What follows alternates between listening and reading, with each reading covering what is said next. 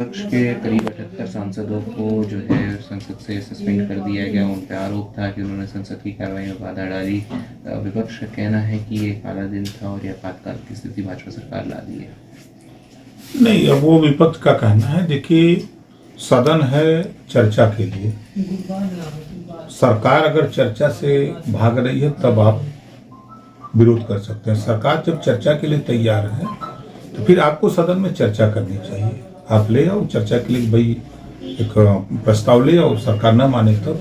अब खाली हल्ला करना, दंगा करना, तो ये तो सदन की गरिमा के खिलाफ है। तो जो भी स्पीकर महोदय ने कार्रवाई की है तो वो जांच परख करके की है और सही किया है।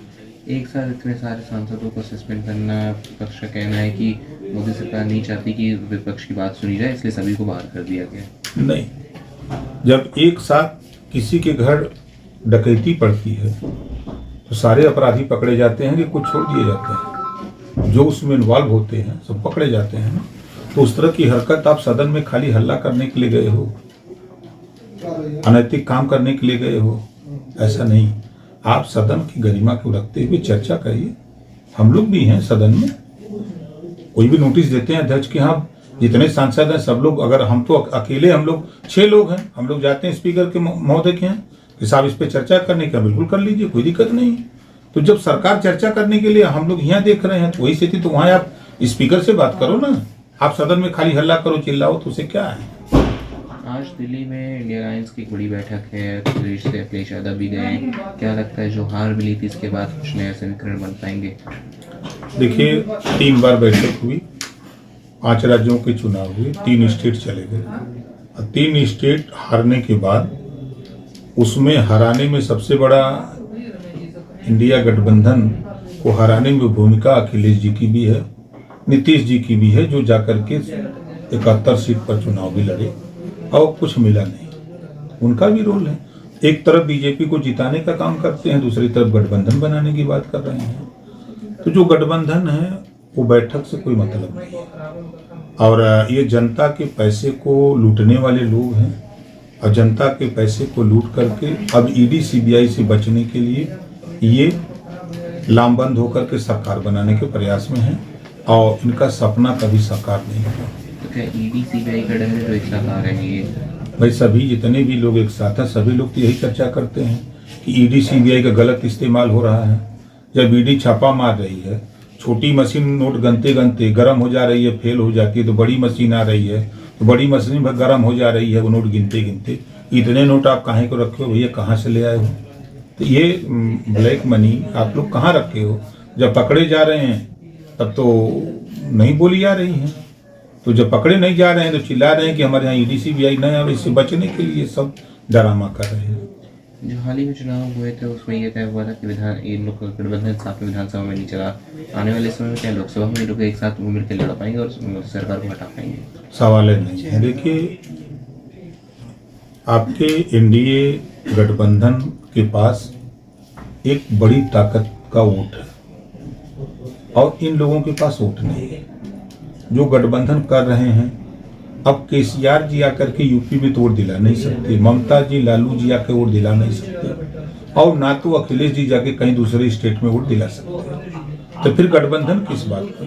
गठबंधन तो ये होता है कि आदान प्रदान, हम दोनों लोग कमोवेश ताकत जिसकी है, हम एक दूसरे को अपनी ताकत दें, दूसरा हमको ताकत दे, दोनों ताकत मिलकर के एक बड़ी ताकत बनाए। लेकिन इंडिया गठबंधन में इस तरह का कहीं दिख नहीं रहा। सैफई की बात होती है, आपने भी सैफई के गांव का दौरा किया, क्या हालात है? आपका कहना है कि वहाँ पे सैफई महोत्सव होता था, अब क्या हालात है उस गांव के? देखिए, सैफई महोत्सव जहाँ होता था उसी सैफई गांव का एक पुरवा है रणबीरपुर, जो स्वर्गीय माननीय मुलायम सिंह यादव जी के भाई के नाम से ब्लॉक प्रमुख थे रणबीर यादव, तो उन्हीं के नाम से रणबीरपुर एक पुरवा बना है जिसमें 100 घर बंजारा है। और 100 घर बंजारा की हालत मैं आपको दिखा रहा हूँ। मैं खुद गया था, कोई बोरा, प्लास्टिक का बोरा टांग करके देखिए है, कोई मड़ई है, किसी के रहने के लिए व्यवस्था नहीं है। नई नई बहुरियाँ दूसरे गांव से जो आई है शादी होकर, सैफई के नाम पर तो शादी हो गई कि बहुत है तोप है, लेकिन 97 गाँव की ये फोटो है। इसको कोई भी चेक कर सकता है कि हम गलत कर रहे हैं। जब जहां अखिलेश जी के गांव में जो बंजारा 80 से 90 हजार इटावा में खाली वोट देता है, उधर हर चाहे संभल हो, चाहे मैनपुरी हो, चाहे कन्नौज हो, चाहे कासगंज हो, हर जगह 80 हजार, 90 हजार, 70 हजार, 60 हजार बंजारा वोट देता है। लेकिन बंजारा को मिला क्या? वोट देने के अलावा कुछ नहीं। उनकी हालत देख करके तो मैं खुद आश्चर्यचकित हूँ। एक तरफ हवेली जो है 5 मंजिला हवेली दिख रही है, वहीं बगल में गरीब कमजोर के लिए रास्ता नहीं है, आवास नहीं है, शौचालय नहीं है और रहने खाने की समुचित व्यवस्था नहीं है। वो बेचारे इतने तंग है। और वहीं सैफई महोत्सव होता था समाजवादी पार्टी की सरकार में, सैफई महोत्सव और करोड़ों रुपए नाच में गवा दिए जाते थे। अगर उसका 20% भी हिस्सा सैफई गांव के ही विकास में लगा दिए होते तो आज ये बात ओम प्रकाश राजभर नहीं बोलता। लेकिन अब तो बीजेपी की सरकार है, 6-7 साल से ज्यादा की सरकार है, अब क्यों गांव का विकास नहीं हो पा रहा? नहीं, मैं इन गांवों के संबंध में मैं पत्र बना करके माननीय मुख्यमंत्री जी से मिला। मुख्यमंत्री ने कहा कि नहीं, निश्चित इसकी जांच कराओ, जांच करा करके और उनको जो है सबको आवास की व्यवस्था करो, जो रास्ते नहीं बने उनके रास्ते बनवाओ। उन्होंने आदेश दे दिया है। एक आखिरी सवाल है, कल से उत्तर प्रदेश कांग्रेस यूपी जोड़ो यात्रा शुरू करने जा रही है। इसकी शुरुआत सहारनपुर से होगी, जो सीतापुर के नैमिषारण्य नाम में खत्म होगी। क्या लगता है कि इस यात्रा से कुछ जनाधार में फर्क पड़ेगा कांग्रेस के? यूपी कहाँ टूटा है?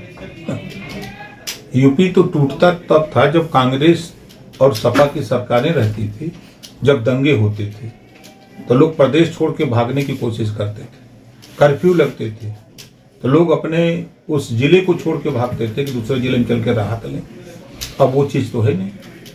तो इनके आंदोलन से ये सड़क पर निकलेंगे, इससे ज़्यादा तो करेंगे नहीं। एक टीवी अखबार में बोलेंगे, लेकिन एनडीए के साथी गांव में ग्रास रूट पे संगठन बना लिए हैं, ग्रास रूट पर अपनी पकड़ बना लिए हैं। मैं खुद एनडीए का घटक हूँ। मैं हफ्ते में 5 दिन 5,000, 7,000, 4,000, 8,000, 10,000 की मैं मीटिंग करता हूं। तो वहां जो मैंने उनसे बात करने पर जो लगता है तो उनकी बात से मोदी जी को कोई हराने वाला नहीं है। तो यूपी जोड़ो यात्रा से फर्क नहीं पड़ेगा? कोई मतलब नहीं है। वो यूपी जोड़े हैं। यहाँ जो है माननीय योगी आदित्यनाथ जी यूपी में विकास जोड़ रहे हैं, जनता के यहाँ विकास की बात पहुंचा रहे हैं। तो वो यूपी जोड़ रहे हैं, हम जनता के बीच में विकास पहुंचा रहे हैं।